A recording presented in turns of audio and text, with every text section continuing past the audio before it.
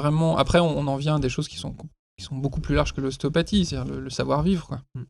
Ça, c'est évident. Après, je comprends que souvent, quand on est stressé et qu'on flippe, bizarrement, on est moins intelligent. Donc, des fois, on oublie des trucs, on se plante. Une énorme boulette que j'ai fait, donc j'avais un remplacement régulier. Et donc voilà, planning, machin, ça se passait globalement bien.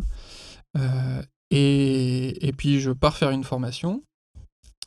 Et puis, samedi matin, je reçois un appel. Et en fait, je m'étais planté dans mon planning. Et il y avait les patients qui m'attendaient au cabinet de la personne que je remplaçais. Ouais. Là, j'étais dans tous mes états. Et je me dis, mais quel bus, quoi. Enfin, vraiment, de m'être planté par rapport à... Après, j'avais mon cabinet, j'avais un autre remplacement un peu à côté. Donc, je suis pas très doué avec les plannings. Je me suis amélioré avec le temps. Mon ordinateur m'aide beaucoup. Mais voilà, après, j'ai appelé tout le monde, etc. Et puis, heureusement, la personne avec qui je faisais le remplacement, enfin voilà, chez qui je faisais le remplacement était bienveillante. Et bon, elle m'a mis une petite soufflante, quand même. Faut pas déconner. C'est pas cool. Et puis, voilà, elle m'a dit, on est bien d'accord, t'appelles tout le monde, c'est toi qui t'excuses, etc. Et ce qui est tout à fait logique.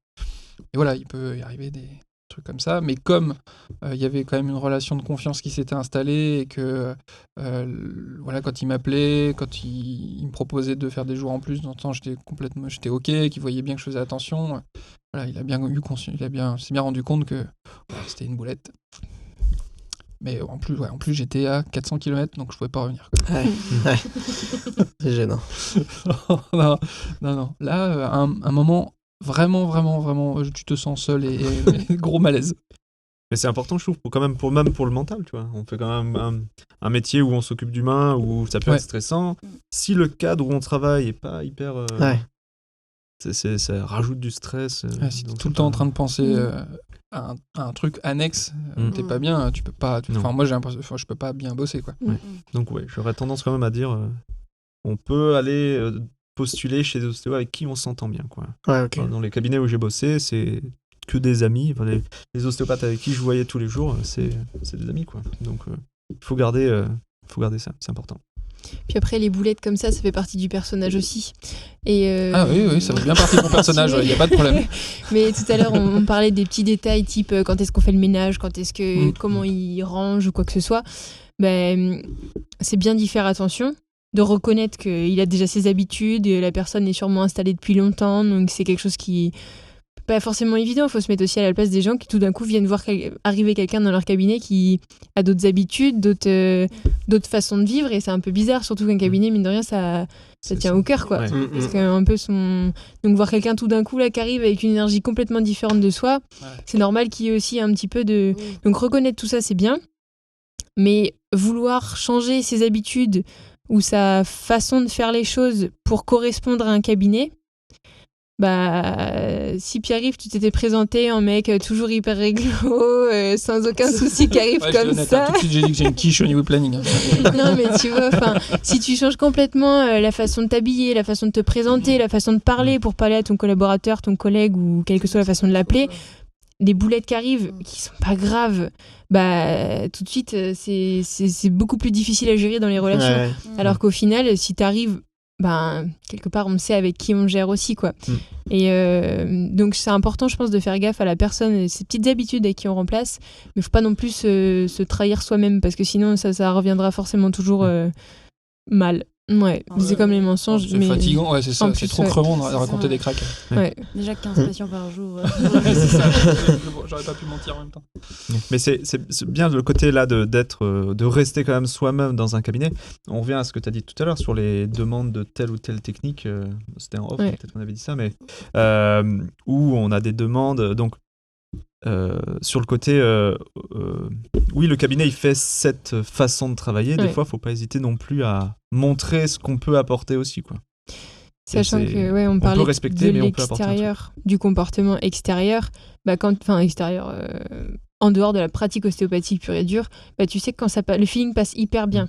Si ton feeling passe avec tes patients et que ton collaborateur ou ton remplaçant passe hyper bien avec toi, tu sais qu'avec les patients ça va globalement aller. À titre d'exemple, dans mon cabinet avec ma collègue, on travaille à peu près de la même façon et les patients nous disent qu'on travaille pas pareil. que les manips sont pas pareils. Ou alors on nous dit que nous, on manipule pas. On fait pas d'HVT. On fait de l'HVT. Mais du coup, quand ils nous disent oh là là, ouais, mais lui, manipulé, pas vous. Alors que tu viens de lui thruster de dorsal, tu vois, c'est... Donc, dans tous les cas, voilà, puis on aura tous des définitions différentes de notre pratique, donc à la rigueur, les demandes de pratique. Il y en a quand même pas mal. Et il y en a qui demandent. Ouais. Mais moi, je trouve que c'est bidon. Après, moi, on avait eu cette conversation en clinique. Je pense que même quand il y a des demandes c'est ce qu'on voit des fois de techniques douces ou des choses comme ça, même si c'est pas forcément ce qu'on fait, je pense qu'il faut quand même aller se présenter en disant oui, je le fais pas, je peux vous montrer comment je pratique, parce que ça souvent ça arrive, hein, on fait des séances aux personnes avec qui on va travailler, je vous montre comment je travaille. Il y a une petite suée, hein, généralement. Tu sors de l'école et puis tu vas me faire une petite consulte là, on va voir comment ça se passe. C'est abusé, je trouve. Qu'est-ce qui... Enfin, pourquoi tu trouves que c'est abusé Je sais pas, oui, justement le côté stress de... Après, je pense pas que ce soit... Faut que ça reste peut-être que certains sont sadiques, mais je pense pas que ce soit ça, c'est qu'ils se demandent vraiment comment ça doit être dur, les choses, quoi. Puis je pense qu'il y a aussi le petit côté profil de... Ça fait 4, 5, 10, 15 ans que t'es diplômé, là t'as quelqu'un qui peut te faire une séance gratos. Ah oui, non, je pense qu'il y a aussi beaucoup de recrutements qui sont dits comme ça, quoi. Pratiquer devant... avec un patient. Ouais. Oui. Il y a de la demande de ça. Ouais. Ah oui. Moi, je me souviens, j'ai fait ça aussi. Ouais. Une journée d'observation. On nous a toujours dit que c'était... Enfin, en tout cas, moi, j'ai envie de vous dire de l'aborder comme plutôt l'occasion d'apprendre. Pas hésiter, justement, chose qui me faisait très peur au début. C'est pour ça que je le conseille, mais c'est pas simple. Je dis, voilà, je fais comme ça. Et puis, si tu rencontres une difficulté... vous avez 15 ans d'expérience, donc j'ai envie de profiter de votre expérience, quoi. Je pense qu'il faut être aussi... vous apportez quelque chose à la personne, vous la remplacez, ça lui permet de prendre des vacances, ou d'avoir un planning plus cool, etc., ou de faire plus de moula. Voilà, mais vous avez des choses aussi à en tirer, et il faut être complètement clair là-dessus. J'ai envie d'apprendre de vous, et je pense que la personne sera hyper contente de ça. Ouais. Des fois, c'est comme un entretien d'embauche, quoi. J'ai l'impression. Mine de rien, je pense qu'il y a de ça, c'est sûr. Donc je pense qu'il y a forcément, ça biaise un peu la relation. Enfin, c'est un contexte particulier. Tu le fais, toi ? De quoi ? Si t'as un remplaçant et tu lui fais faire une séance devant toi. Non, moi, on fait une bouffe, quoi. Ouais, bien sûr. Non, mais tout le monde... Enfin, c'est comme ce que tu disais sur les choix de technique, quand on voit les annonces passer... Technique douce, on nous dit depuis le début surtout on n'a pas à vous imposer vos techniques. Tout le monde nous dit ça, mais on voit toujours quand même des annonces où on propose ça. Il y a de ça. Moi, maintenant, je pars du principe que même si la personne qui me remplace fait des trucs très très différents, si elle fait quelque chose qui lui correspond, je pense qu'elle sera d'autant plus efficace et elle apportera un maximum au patient. Alors que si je la force à faire un truc qui lui correspond pas, il y a des chances qu'elle fasse n'importe quoi, en fait. Après, si tu vois que quelqu'un demande à avoir quelqu'un qui fait des techniques douces, n'y va pas, quoi. Oui, c'est ça. Bien sûr. Ça correspond pas, n'y va pas. Ou faut le convaincre. Faire autre chose. Pas, Par principe, si t'as vraiment quelqu'un qui s'acharne à mettre ça, après c'est comportemental aussi. Est-ce que t'as envie de travailler avec quelqu'un qui est en train de publier 17 annonces techniques douces, ostéopathe féminine uniquement, avec une formation en périnatalité, le fait de vouloir que ça soit... Est-ce que t'as envie de travailler avec une personne comme ça ? Ça marche là-dedans aussi. Hein. Oui. Technique je trouve. Femme uniquement, avec tenue la formation correcte exigée. Le combo. Ouais, le combo, ouais. Je le fais pas, mais je conçois que ça puisse inquiéter. Enfin, comme on me dit, le cabinet, c'est son bébé. Et tu sais que tes patients, par exemple, ils s'attendent à tel truc. T'as très très peur si tu t'en vas. Moi, j'avais une autre peur quand j'ai commencé à avoir des gens qui viennent me remplacer. C'est que j'ai hésité longtemps à prendre des remplaçants.